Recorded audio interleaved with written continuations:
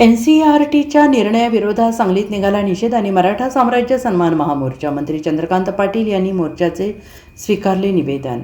NCERTच्या पुस्तकात मराठा साम्राज्याचा नकाशा काढून टाकल्याच्या निर्णयाविरोधात सांगलीत निषेध आणि मराठा साम्राज्य सन्मान महामोर्चा निघाला. सांगलीमधील स्टेशन चौकापासून छत्रपती शिवाजी महाराजांच्या पुतळ्यापर्यंत हा भव्य मोर्चा निघाला. भाजपचे मंत्री चंद्रकांत पाटील यांनी या मोर्चाचे निवेदन स्वीकारले.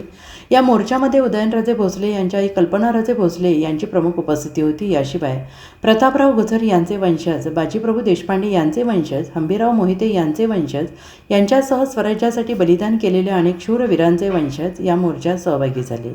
आणि यासोबतच खासदार विशाल पाटील, आमदार जयंत पाटील, आमदार विश्वजित कदम यांच्यासह अनेक राजकीय पक्षातील नेते मंडळी या मोर्चामध्ये सहभागी झाले. छत्रपती शिवाजी महाराजांनी स्थापन केलेल्या हिंदवी स्वराज्याचा विस्तार पुढे अटक ते कटक आणि पेशावर ते तंजावरपर्यंत झाला.